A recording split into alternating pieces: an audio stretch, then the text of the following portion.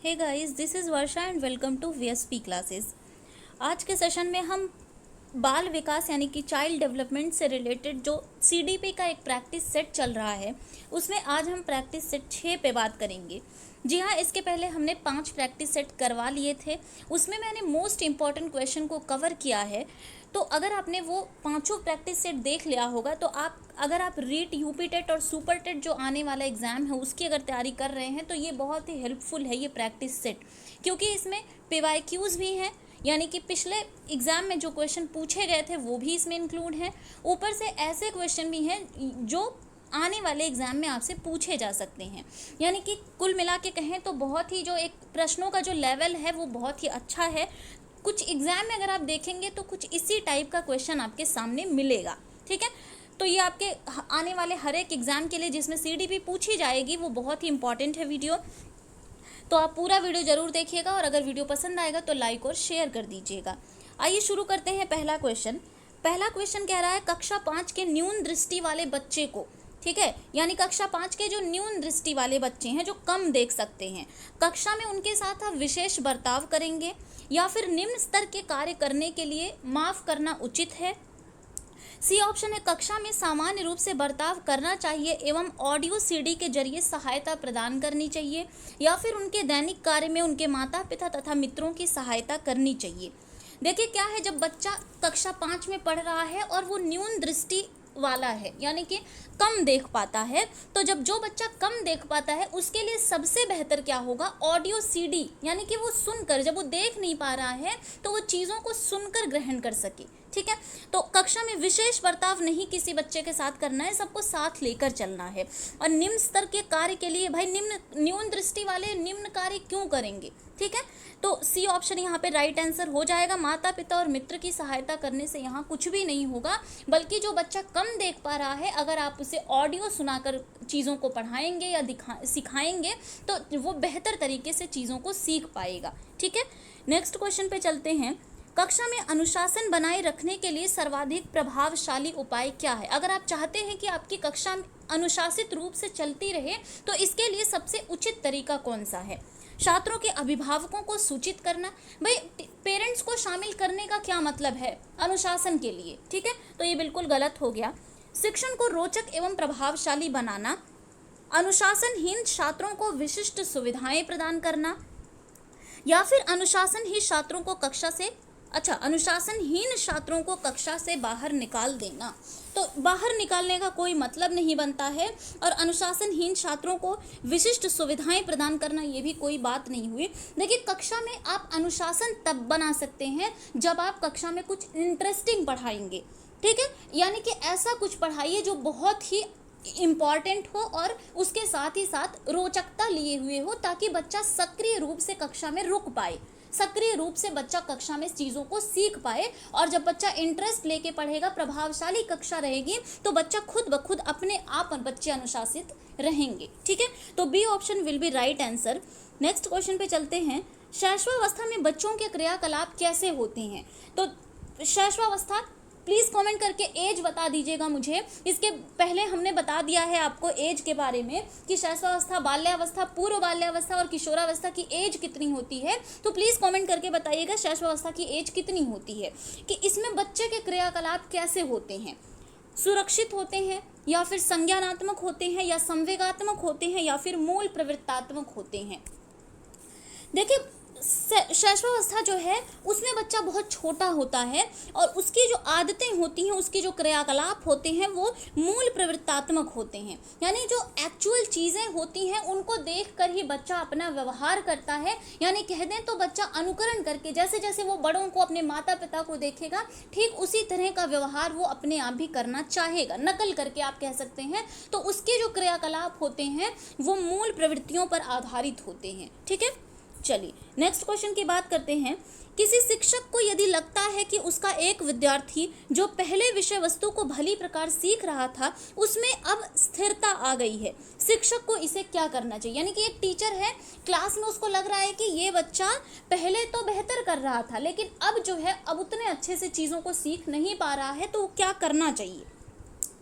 बच्चे को उपचारात्मक शिक्षण करना चाहिए, विद्यार्थियों को प्रेरित करना चाहिए, सीखने की प्रक्रिया की स्वाभाविक स्थिति माननी चाहिए या फिर विषय को स्पष्टता से पढ़ाना चाहिए। देखिए बहुत सिंपल क्वेश्चन कह सकते हैं और थोड़ा सा इधर उधर करने वाला क्वेश्चन है। अब बहुत सारे लोग ये भी कह सकते हैं कि बी ऑप्शन भी राइट आंसर हो सकता है या ए ऑप्शन भी हो सकता है, लेकिन यहाँ पे जो राइट आंसर होगा वो सी ऑप्शन राइट आंसर हो जाएगा। कैसे? देखिए जरूरी नहीं है कि जो बच्चे की एक सीखने की प्रगति है, बच्चे का एक सीखने का क्रम है, वो लगातार बढ़ते ही जाएगा। जो एक सीखने का ग्राफ है जरूरी नहीं है कि वो बढ़ता ही रहेगा, ठीक है, उसमें कभी ना कभी स्थिरता भी आएगी। और अगर कोई बच्चा सीख रहा है, बहुत बेहतर सीख रहा है और उसमें स्थिरता आ गई, तो ऐसा नहीं है कि बच्चे में कुछ कमी आ गई है, बल्कि ये सीखने का एक सीखने की स्वाभाविक सी एक प्रक्रिया है कि उतार चढ़ाव सीखने में लगे रहते हैं, ठीक है। तो थर्ड ऑप्शन यानी कि C option will be right answer. Okay, next question पे चलते हैं। भाटिया बैटरी का प्रयोग निम्न में से किसके परीक्षण हेतु किया जाता है? वेरी वेरी इंपॉर्टेंट क्वेश्चन है। भाटिया बैटरी परीक्षण जो है वो किसके लिए किया जाता है? अभिवृत्ति में, व्यक्तित्व यानी कि पर्सनालिटी के लिए, बुद्धि यानी कि इंटेलिजेंस के लिए, ठीक है, और लास्ट ऑप्शन है आपका सृजनात्मकता के लिए। तो जो भाटिया बैटरी का प्रयोग हुआ था वो बुद्धि के क्षेत्र में हुआ था, यानी कि इंटेलिजेंस के लिए भाटिया बैटरी का प्रयोग किया जाता है, परीक्षण किया जाता है। तो 1953 में प्रोफेसर CM भाटिया ने ये बुद्धि परीक्षण किया था, ठीक है। तो ये C option will be right answer. Got it. Next question पे चलते हैं। कोहेलबर्ग का विकास का सिद्धांत निम्न में से किससे संबंधित है? ए ऑप्शन सामाजिक विकास, बी ऑप्शन नैतिक विकास, सी ऑप्शन संज्ञानात्मक विकास और डी ऑप्शन है भाषा विकास। तो कोहेलबर्ग का नाम जब भी लिया जाता है तो इनका नैतिकता का विकास है, नैतिक विकास के लिए यानी कि मॉरल डेवलपमेंट के लिए इन्होंने सिद्धांत दिया था, ठीक है।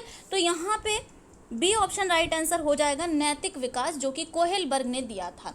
देखिए नैतिक विकास में इन्होंने कुल 3 स्तर बताए थे, जिसमें से प्री कन्वेंशनल, कन्वेंशनल और पोस्ट कन्वेंशनल, यानी कि पूर्व परंपरागत स्तर, परंपरागत स्तर और उत्तर परंपरागत स्तर। ये 3 स्तर इन्होंने बताए थे और तीनों के 2 उप स्तर भी हैं, यानी कि कुल 6 जो है 6 अवस्थाओं का वर्णन इन्होंने किया था, ठीक है, और ये 3 स्तर दिए थे, ठीक। तो ये तो बात हो गई कोहेलबर्ग की। कोहेलबर्ग के बारे में वीडियो बनी हुई है, प्लीज़ आप लोग देख लीजिएगा, डिस्क्रिप्शन बॉक्स में आपको लिंक मिल जाएगा, ठीक है। नेक्स्ट, निम्नलिखित व्यक्तियों में से कौन अपने बच्चे को आंतरिक प्रेरणा दे रहा है? 4 ऑप्शन आप लोगों के सामने है, इनमें से कौन सा ऐसा व्यक्ति है जो अपने बच्चे को आंतरिक प्रेरणा दे रहा है, ठीक है। ए ऑप्शन है विज्ञान विषयों में सर्वोच्च अंक पाने पर सुरेश अपने पुत्र की प्रशंसा करता है। बी ऑप्शन है अपने पुत्र के जन्मदिन पर राजेश दावत देते हैं। सी ऑप्शन अगली कक्षा में कक्षोन्नति पाने पर राकेश अपने पुत्र को कहानी की पुस्तक देते हैं। या फिर डी ऑप्शन है फादर रॉबर्ट अपनी कक्षा के उन बच्चों को चॉकलेट देते हैं जो अच्छा व्यवहार करते हैं। एक देखिए, प्रेरणा जो होती है 2 तरह की होती है, एक आंतरिक प्रेरणा होती है और एक बाह्य प्रेरणा होती है। ऐसी प्रेरणा जो हमें आंतरिक रूप से मिले, जो हमें अंदर से किसी चीज़ को करने के लिए प्रेरित कर दे, ऐसी प्रेरणा को हम आंतरिक प्रेरणा कहते हैं, ठीक है। और बाह्य प्रेरणा क्या होती है? जैसे आपने पुरस्कार दे दिया तो पुरस्कार एक बाह्य प्रेरणा होती है, चॉकलेट जैसे इन्होंने दे दिया तो ये बाह्य प्रेरणा के अंतर्गत आ जाता है। यहाँ हमसे पूछा गया है कि आंतरिक प्रेरणा कौन सी है इसमें से, तो डी ऑप्शन हमें सबसे पहले कट कर देना है, क्योंकि चॉकलेट दे रहे हैं तो ये एक बाह्य प्रेरणा है, ठीक है। और अगली कक्षा में कक्षोन्नति पाने पर राकेश अपने पुत्र को कहानी की एक पुस्तक दे रहे हैं, तो कोई भी चीज़ या सामान देना वो सारे किसमें बाह्य प्रेरणा में आ जाते हैं। अपने पुत्र के जन्मदिन पर राजेश दावत देते हैं, बल्कि यहाँ पे ए ऑप्शन राइट आंसर हो जाएगा कि विज्ञान विषयों में सर्वोच्च अंक पाने पर सुरेश अपने पुत्र की प्रशंसा कर रहे हैं, यानी कि उनका बच्चा अगर अच्छा काम किया है, सर्वोच्च अंक पा गया है, तो वो अपने पुत्र की प्रशंसा कर रहे हैं, और प्रशंसा करना जो है वो आंतरिक प्रेरणा के अंतर्गत आता है, ठीक है। तो ए ऑप्शन यहाँ पे राइट आंसर हो जाएगा। नेक्स्ट क्वेश्चन पे चलते हैं।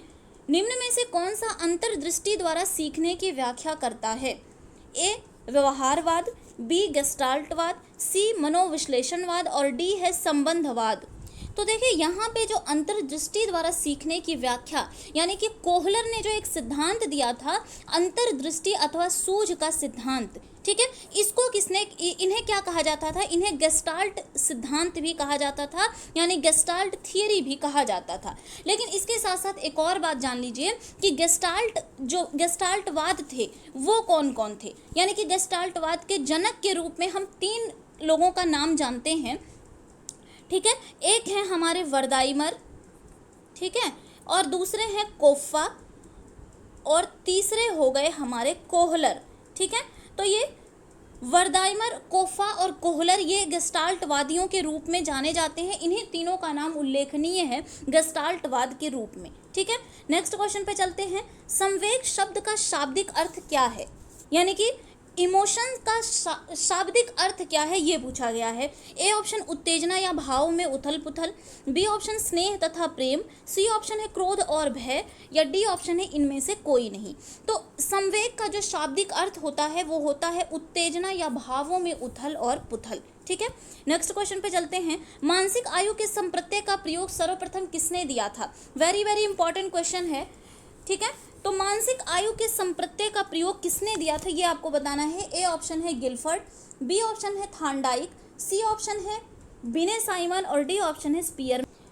तो यहाँ पे जो राइट आंसर हो जाएगा वो है बिने और साइमन ने, यानी कि बिने और साइमन ने ही सर्वप्रथम मेंटल एज ज्ञात करने का संप्रत्यय को प्रस्तुत किया था, ठीक है। तो यहाँ पे सी ऑप्शन राइट आंसर हो जाएगा।